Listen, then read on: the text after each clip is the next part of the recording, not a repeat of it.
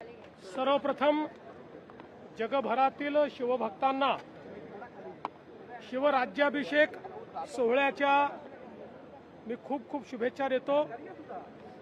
आजचा दिवस हा स्वराज्याला छत्रपती मिळाले तो दिवस आहे आणि ज्या दिवशी संपूर्ण जगाने हिंदवी स्वराज्य मान्य केलं तो आजचा दिवस आहे आणि मला अतिशय आनंद आहे की अशा या पवित्र दिवशी छत्रपती शिवरायांचा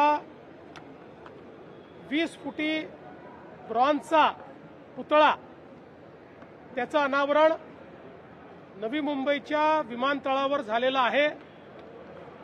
मागच्या काळात ज्यावेळी या विमानतळाच्या पाहणीला आम्ही आलो होतो त्यावेळेस मी सूचना दिली होती की स्वराज्याची राजधानी रायगड त्या जिल्ह्यातलं हे विमानतळ, त्यामुळे या ठिकाणी महाराजांचा पुतळा असलाच पाहिजे। आणि मला अतिशय आनंद आहे की केवळ 8 महिन्यामध्ये हा भव्य अशा प्रकारचा पुतळा तयार झाला।